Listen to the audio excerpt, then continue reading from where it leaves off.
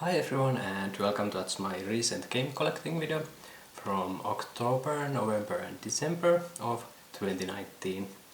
And let's start right away with Persona 5 The Royal, which I got as the Straight Flush edition. And like always, links to unboxing videos of these limited editions in the description.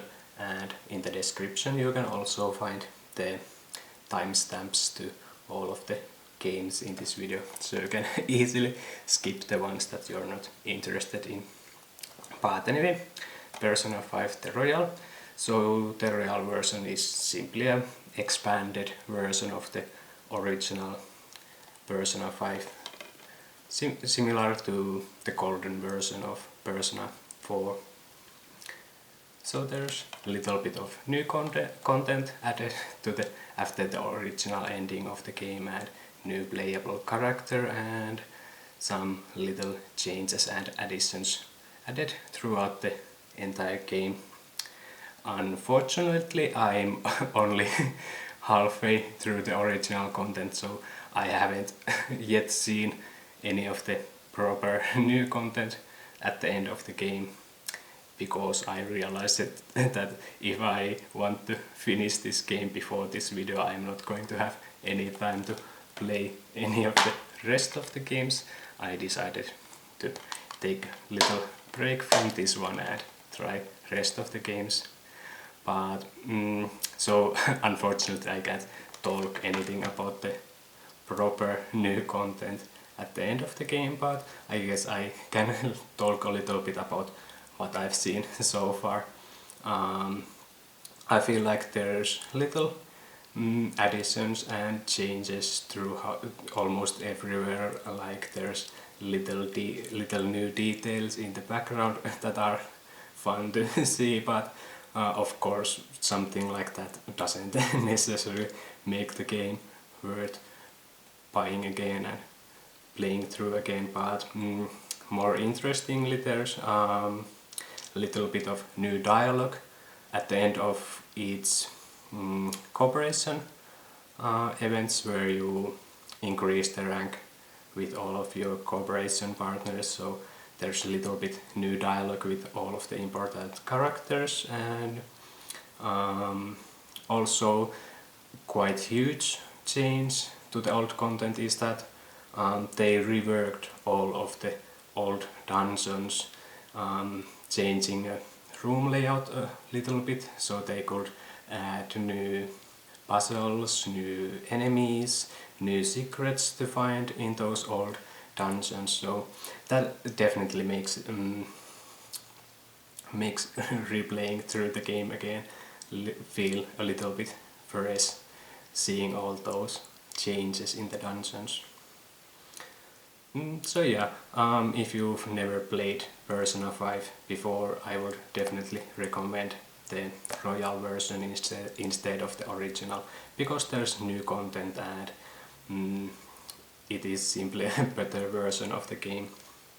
But if you have already played through the original version, I can't say if the Royal version is worth getting, because to say that I would definitely need to see the proper new content that is added after the original ending. So unfortunately I can't say if it's worth playing again.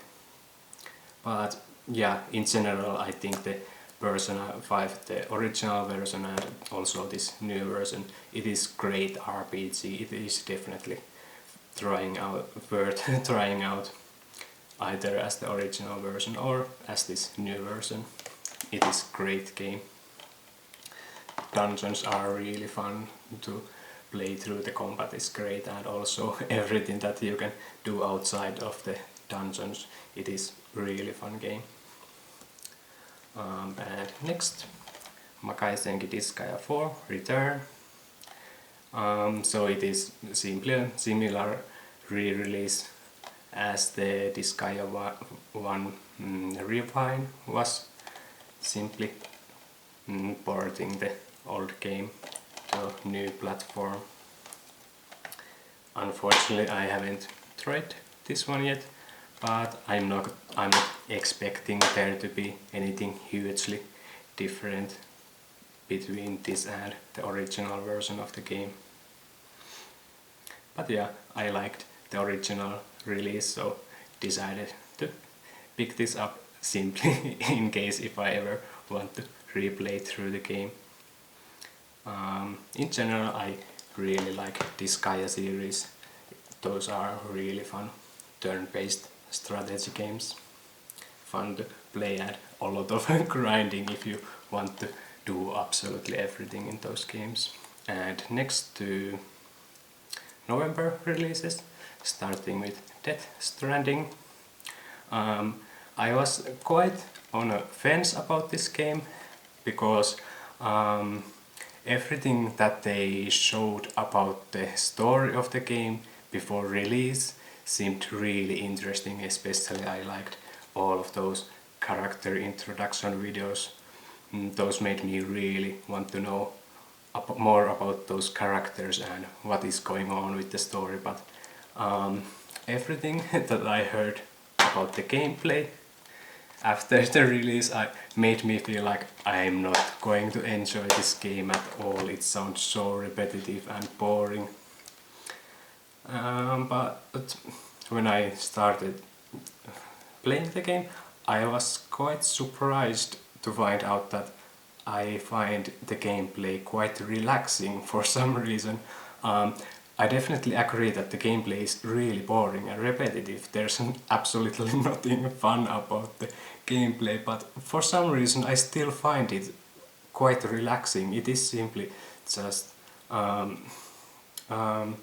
there's something about simply picking up the deliveries and planning out the safest route throughout that rough terrain and around those enemies and such. So it is somehow relaxing. I can't even say why is it that way, but it is somehow relaxing experience to play through the game. At beginning I was completely ignoring everything side content. I was completely focusing on the main mission deliveries, so I could rush through the story as quickly as possible, but quite soon I found myself in a situation where I was, okay, the next main story mission is there, but I might as well do this side non-story related deliveries on my way there, so I ended up doing way more of those deliveries than I expected, and I find it relaxing somehow. I still feel like there is going to be the point in the game where I feel like I wish I could skip all this gameplay and only see the story scenes, because yeah, it is definitely boring and repetitive going through that gameplay, but somehow I find it relaxing. So I haven't reached that point yet. And the story itself, I find it interesting and I can't wait to see more about the story. I haven't finished the game yet. But that is definitely true that the story is really spread out, in the sense that there is so much of that repetitive gameplay between the short story scenes here and there, so I definitely wish that the story would progress more quickly and there would be less of that gameplay between the story scenes, because yeah, the story is the strength of the game. I really find the story interesting and I can't wait to see more about that part of the game. So yeah, it is the gameplay is definitely kind of a chore in the game, but it is, for me personally, I find it somehow relaxing. But yeah, the story is the strength of the game. And next, 13 Sentinels, Aegis Rim, which I got as the premium box. And it's the latest game from Vanillaware, and the studio is well known for their great action games like Odin Spear, Muramasa the Demon Blade and Dragon's Crown, but now for some reason they decided to make a visual novel with little bit of RTS combat in it. So it is quite a drastic change in the style of the game, but now that I've finished the game, I must say it is one of my favorite visual novels, if not my all-time favorite one, because the story is so interesting and quite complicated. Sci-fi story with so many characters in it, and all the characters have quite unique themes for themselves, and each character's individual stories slowly connect to each other and to the main story that is going on. So story-wise, it is great game. I love it, and also I feel like the game's progression system is really well made, because after the short introduction at the beginning you have complete freedom to choose what part of the game you want to play. Like you can freely choose between the battle mode or the adventure mode, and in the adventure mode you can choose which character's story to follow. For example, at the very beginning of the game I definitely wanted to simply follow Natsuno and Yuki's stories and see where that was going on, and completely ignore everyone else and also the battle part of the game. But there are some limitations. Some characters get locked after certain events, and at that point you need to see some other events from other characters to unlock those other characters again. But I feel like the game gives you perfect balance between giving you freedom to choose what to play and at the same time also limiting you from not seeing certain events that you shouldn't see before some other events. So yeah, I feel like the story and the storytelling and the game's progression are really well made. I think it's almost like perfect game in that sense. The combat, technically it's a RTS, which sounds like terrible idea on consoles, but in practice it feels almost more like turn-based game, simply because the combat completely stops every time you are giving commands to your characters, and in practice you can end up in a situation where the game time only progresses like 1 minute, but in real time you've spent like 15 minutes thinking about all the choices and what to do with every character. So yeah, it doesn't feel like real-time strategy game at all. It is more like turn-based game in that sense. And the combat is fine, but I feel like the biggest problem is the lack of variety in the mission designs. I feel like almost all of the missions feel pretty much same, with different enemy patterns, because all the missions have the same goal of defending terminal against incoming waves of enemies. So only the types of enemies and styles of waves change a little bit, but rest of the missions feel like they are all the same. There are some boss battle missions, but even those have the terminal on the map, and if it gets destroyed you lose the mission. So even those boss battle missions feel pretty much the same. So there's not huge variety on the mission designs. Thankfully you can get a little bit more variety from choosing which pilots you use anytime.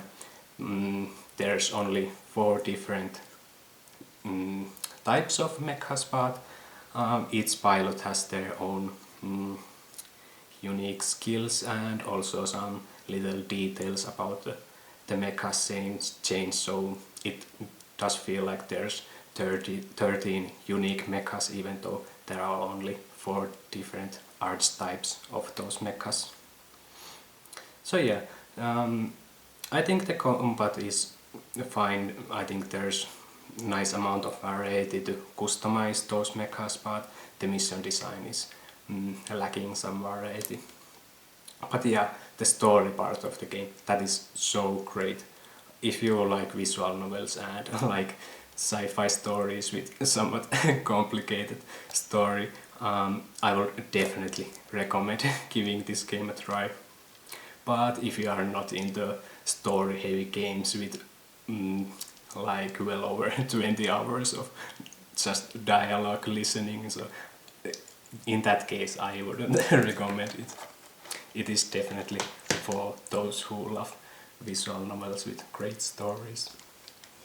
But anyway, next to DanMachi Infinite Combate, which I got as a limited edition. So it's a top-down view action RPG with the DanMachi IP, and the game keeps jumping between Bell and Aizu, and Bell's segments of the game pretty much follow the events that you see in the, at least so far, the events have been following what you see in the first season of the anime, and Aizu's segments show what happened with the Loki family at the same time. Gameplay wise, I think the combat is somewhat simpler. There are the basics like light attack, heavy attacks, magic attacks and dodging, and that's pretty much it. There's not much else to the combat, and I think my biggest problem about the combat is how the recovery time after each action is based on your character's agility stat. So Bell at the beginning of the game has so low stats that it feels really awkward to play as him in the game at the beginning. Especially heavy attacks are just completely useless. You should never use the heavy attack because the recovery time is so long that you always end up just getting a hit after using it. So as a Bell, the beginning of the game is just repeating the same cycle of light attack combo, dodging away, light attack combo, dodging away. Aizu is much more enjoyable to play because she starts with much higher stats and you can actually do much more with her because, for example, after dodging you don't have to wait for so long, so you can dodge around the enemies instead of dodging away from the enemies always. So I feel like beginning of the game with Bell is really awkward, but I really hope that Bell also gets higher stats at the end of the game, so he would also become more enjoyable to play. I definitely need to see some of the late game boss battles, how interesting those are to play. So yeah, in general I think maybe worth picking if you are a fan of DanMachi series in general. Otherwise I think the combat is a little bit too basic, so I think that there might be some better action RPGs. But yeah, if you like the DanMachi team, it might be worth trying out. And next to December releases, starting with OneeChanbara Origin. So it's a kind of remake version of first 2 games in the series that were released on PS2, I believe. And I guess the most drastic change between the original versions and this new Origin version is that the art style has changed quite drastically. At the first I was seeing the new art style as really weird, but after I started playing the game quite quickly I got used to it, and now I feel like when I see the old art style I feel like, okay, now that looks weird and this is the great one. So yeah, I got used to the new art style quite quickly. And the combat is quite usual on OneeChanbara. It is really fun action game. The commands are really smooth, the animations are smooth between the different commands, and controls really feel responsive, and it is fun to play in general.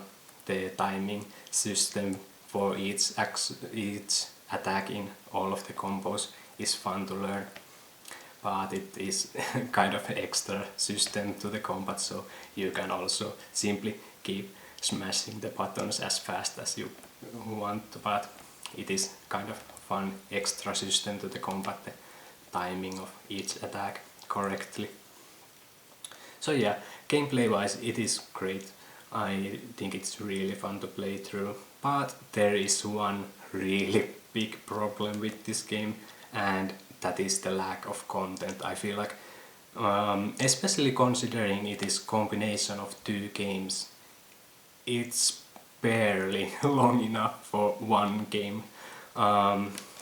Through the first game you are playing as Aya, and in the second game Spart, Saki jumps in as second playable character, and Lei is playable also in the game but only as DLC, and there's also 10 extra missions sold as DLC, so it definitely feels like they should have included at least some of the gameplay DLC already in the base game, because it definitely feels like it's lacking the content. It's so short, especially considering it is supposed to be combination of two games.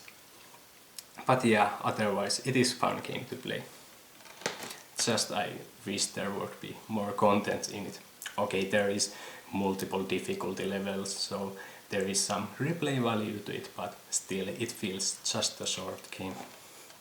And next, Shin Sakura Taisen, which I got as this huge and so beautiful limited edition. So it's the 6th game in the Sakura Taisen series, or Sakura Wars, and even though it's already 6th game in the series, I feel like the series isn't very well known here in the West, probably because only the 5th game has been released in English. Quite recently the first game that was released on Sega Saturn got an unofficial fan translation, so you can finally play it in English as well. But thankfully this new entry to the series doesn't necessarily require you to know anything about the previous games.